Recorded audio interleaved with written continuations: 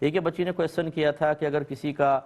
کسی پہ سجدہ سہو لازم تھا لیکن جس وقت سجدہ سہو کرنے لگے تو تعداد بھول گئے، تو کیا حکم شرع ہوگا؟ یعنی ایک سجدہ کر کے بیٹھ گئے تو جیسے ہی یاد آیا تو پھر دوبارہ سجدہ کرنا ہوگا، دونوں سجدے کر لیں اور وہی پھر دوبارہ تحیات اور سلام پھیر کر نماز کو کمپلیٹ کریں گے۔ ایک یہ کہتے ہیں کہ اگر نماز کے دوران کسی کو پیشاب کا غلبہ ہو گیا، پہلے نہیں تھا جب نماز شروع کی لیکن نماز کے دوران ہو گیا، تو کیا کریں؟ نماز توڑ دیں یا جاری رکھیں؟ اور اگر جاری رکھیں تو بعد میں واجب العیادہ ہوگی یا نہیں ہوگی؟ دیکھیں، شروع میں تو نبی کریم صلی اللہ علیہ وسلم کا بالکل واضح فرمان نشان موجود ہے کہ کوئی ان اخبثین کے ساتھ نماز کو شروع نہ کرے۔ اخبثین سے مراد وہی چھوٹا استنجا بڑا استنجا ہے،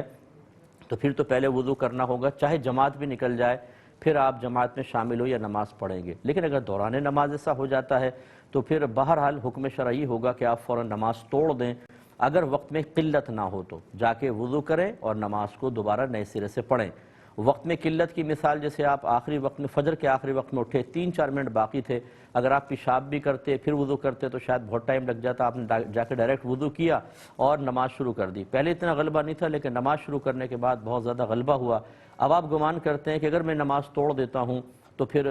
ٹائم اتنا نہیں ہوگا وضو کر کے دوبارہ میں نماز کو ادا کر سکوں، تو اسی حالت میں پڑھ لیں، لیکن اس حالت میں پڑھی ہوئی نماز پھر واجب العیادہ ہے۔ آئندہ زندگی میں جب کبھی آپ کو موقع ملے اس نماز کو لوٹا دیں۔ جہاں نماز واجب العیادہ ہوتی ہے اس کا مطلب قضا نہیں ہوتا، اس کا مطلب یہ کہ نماز ہو گئی، فرض آپ کی ذمہ داری آپ کی ختم ہو گئی، فرض آپ کی طرف سے ادا ہو گیا، لیکن ایسا ناقص ہوا ہے کہ اس نماز کو آئندہ زندگی میں دوبارہ پڑھنا ہے۔ تو جب آپ اس کو ادا کرنے لگیں تو قضا نہ کہیے گا بلکہ یوں کہیے گا وہ نماز جو مجھ پر واجب تھی اس کو میں ادا کر رہی ہوں، یا واجب العیادہ تھی اسے ادا کر رہی ہوں، ہو جائے گی۔ ایک انہوں نے کہا کہ اگر کوئی بہن قرآن پاک کی تلاوت کر رہی تھی اور دوران تلاوت حیض سٹارٹ ہو جاتا ہے تو کیا وہ اپنے سر کے دوپٹے کو اتار کر اس سے قرآن پاک پکڑ کر لے جا سکتی ہیں یا نہیں؟